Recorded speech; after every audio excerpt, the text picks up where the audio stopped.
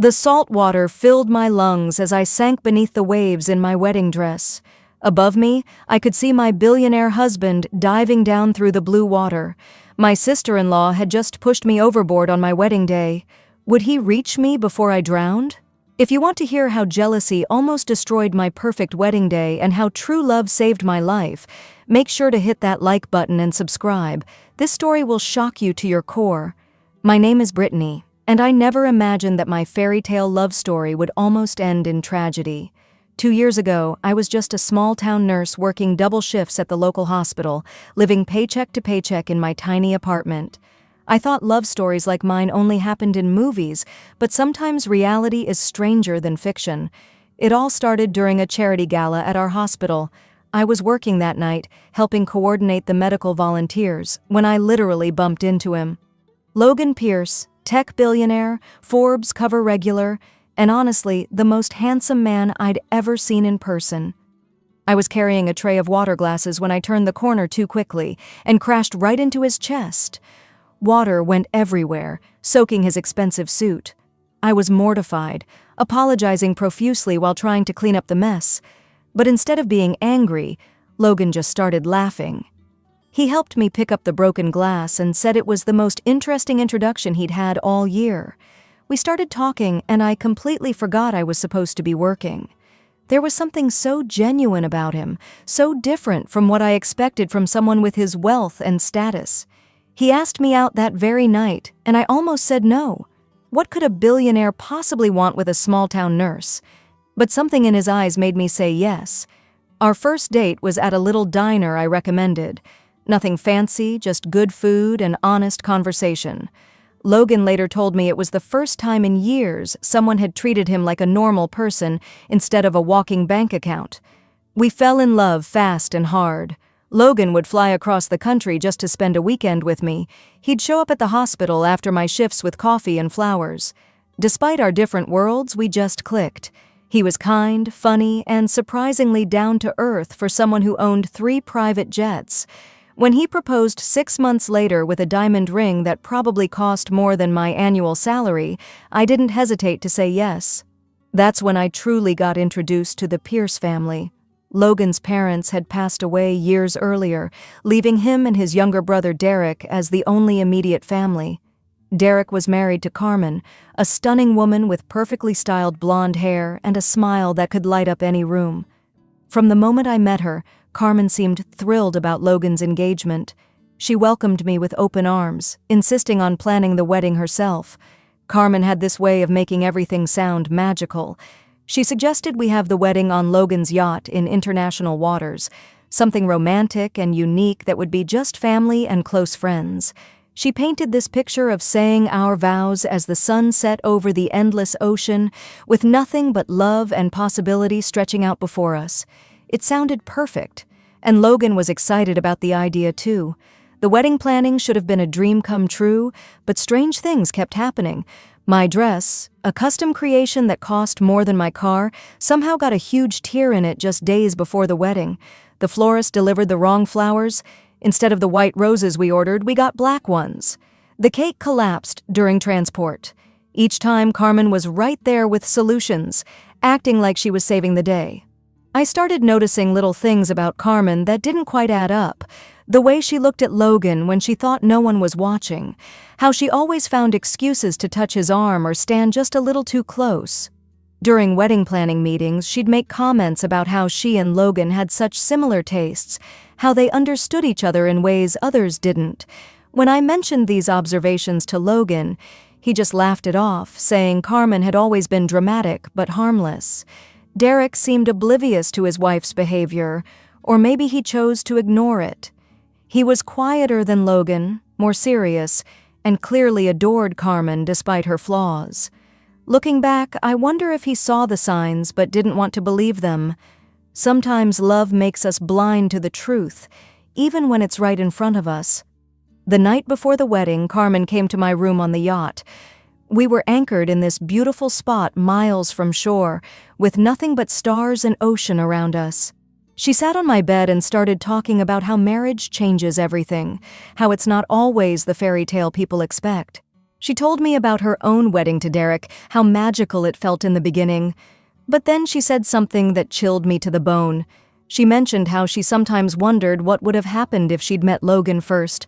I should have paid more attention to that conversation, but I was too excited about the next day to really process what she was telling me.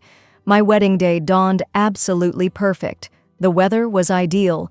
Warm sunshine, gentle breeze, calm seas. Logan looked incredibly handsome in his navy suit, and I felt like a princess in my white gown. The ceremony was everything we'd dreamed of, with the ocean stretching endlessly behind us as we exchanged vows. After the ceremony, we had the reception on the main deck. Everyone was laughing, dancing, celebrating our love. Carmen seemed like her usual charming self, toasting our happiness and making sure every detail was perfect. As the sun began to set, Logan suggested we take some romantic photos on the upper deck while the light was still golden. The upper deck was quieter, more intimate, with a beautiful view of the ocean on all sides. Logan and I were posing for pictures, lost in our own little world of happiness. The photographer was capturing these magical moments, me laughing at something Logan whispered in my ear, us dancing to music only we could hear, the joy radiating from both our faces. That's when Carmen appeared. She said she wanted to get some shots of the three of us together, since we were family now. She positioned herself between Logan and me, her arm around both of us as we smiled for the camera. Everything seemed normal, just family photos at a wedding. But I noticed something strange in Carmen's eyes when she looked at the camera. There was something desperate there, something almost wild. After a few group shots, the photographer moved to get different angles. Logan stepped away to adjust his tie, leaving Carmen and me alone by the railing. The ocean was so far below us, the yacht cutting through the deep blue water with surprising speed.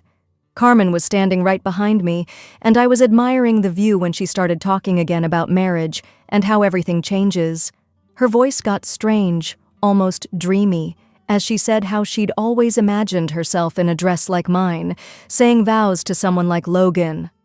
I turned to look at her, confused by her tone, and that's when I saw it, pure hatred in her eyes. Before I could react, before I could even process what was happening, Carmen's hands were on my back, and she was pushing with all her strength. The fall felt like it lasted forever. 1 second, I was standing on the deck in my beautiful wedding dress. The next, I was flying through the air toward the dark ocean below. I hit the water hard, the impact knocking the breath out of me. The ocean was shockingly cold, and my wedding dress immediately started soaking up water, becoming heavier and heavier. I tried to swim, but the dress was like wearing concrete. The layers of fabric wrapped around my legs, making it impossible to kick properly. The water was so deep I couldn't touch bottom, and I was already several feet under the surface, sinking fast. Panic set in as I realized how serious this was. I was drowning on my wedding day, and no one even knew I'd fallen overboard. That's when I saw him. Through the blue-green water above me, I could see Logan diving down, still wearing his wedding suit. He must have seen Carmen push me, or maybe he just noticed I was gone and looked over the railing. Either way, he didn't hesitate for even a second. He jumped in after me, swimming down through the water with powerful strokes. My lungs were burning, and everything was starting to go black around the edges. I was still sinking, the dress pulling me deeper, when Logan's arms wrapped around me. He grabbed me tight and started swimming upward, fighting against the weight of both our clothes and the depth we'd reached. I was barely conscious, but I could feel his strength, his determination to save me. Breaking the surface felt like being reborn. Logan held me up while I coughed up seawater and gasped for air. The yacht had stopped, and crew members were throwing life preservers and deploying rescue equipment. Getting us both back on board took several people and a lot of effort, especially with my waterlogged dress weighing what felt like 100 pounds. Once we were back on deck, soaking wet and shaking, everyone was asking what happened. Carmen was standing there with wide, innocent eyes, claiming she had no idea how I'd fallen. She said 1 minute we were talking, the next I was just gone. She was playing the concerned sister-in-law perfectly, asking if I was okay and suggesting maybe I'd gotten dizzy from the excitement. But Logan had seen everything. While the crew was helping me out of my ruined dress and into dry clothes, he pulled me aside and told me he'd witnessed the whole thing. He saw Carmen's hands on my back, saw the deliberate push, saw her step back and pretend to be shocked when I went over. He was furious, but he wanted to make sure I was okay before confronting her. The confrontation happened in front of everyone. Logan stood up during what should have been our reception dinner and announced that Carmen had deliberately pushed me overboard. The silence that followed was deafening. Derek looked like he'd been slapped, staring at his wife in disbelief. Carmen tried to deny it at first, claiming Logan was confused by the trauma of the rescue. But then other guests started speaking up. Several people had seen the whole thing from different angles. The photographer had even captured some of it, showing Carmen's hands clearly on my back in a pushing motion. Faced with all this evidence, Carmen finally broke down. She started sobbing and confessing everything, how she'd loved Logan first, how she'd married Derek thinking she could get over it, how watching Logan marry me was more than she could bear. She admitted to all the wedding sabotage too, cutting my dress, changing the flower order, even paying someone to ruin the cake. She'd been trying to stop the wedding from the beginning, hoping that if enough things went wrong, Logan might postpone it and maybe come to his senses about marrying me. When none of that worked, she saw pushing me overboard as her last desperate chance to prevent our marriage. Derek was devastated.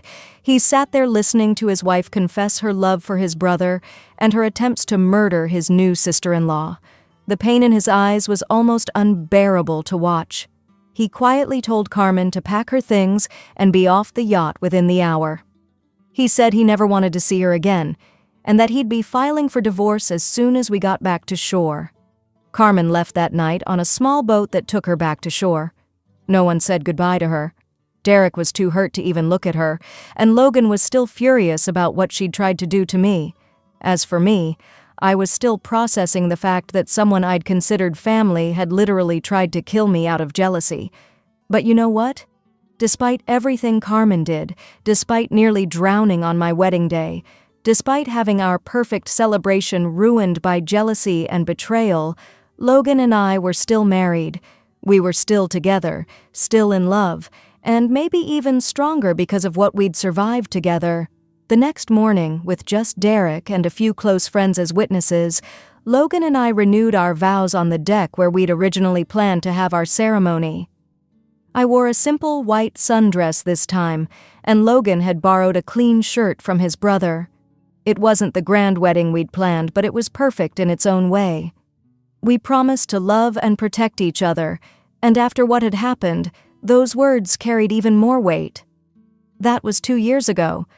Carmen was eventually charged with attempted murder, though she only served 6 months because of her mental health issues and the fact that Logan had saved me.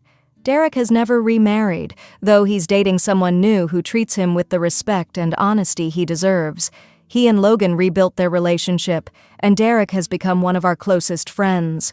As for Logan and me, we're happier than ever. We bought a house by the ocean, not because we love boats anymore, but because we learned that day how precious life is and how important it is to appreciate beauty while we can. Logan still jokes that he married a mermaid since he had to fish me out of the ocean on our wedding day. Looking back, I realize how lucky I am. Not just because Logan saved my life, but because that terrible day showed me exactly who I'd married. When the woman who should have been my sister tried to kill me out of jealousy, my husband didn't hesitate to risk his own life to save mine. That's the kind of love songs are written about, the kind of love that really can conquer anything. Carmen's jealousy almost destroyed our perfect day, but it couldn't destroy our love. And sometimes I think surviving something like that together made our marriage stronger than it ever would have been otherwise. We know now that whatever life throws at us, we'll face it together, even if it means diving into the deep end to save each other. I never thought my own sister-in-law would try to kill me on my wedding day. Have you ever experienced family jealousy this extreme? Share your stories in the comments, smash that like button if this story shocked you, and subscribe for more unbelievable real-life drama. You won't believe next week's story.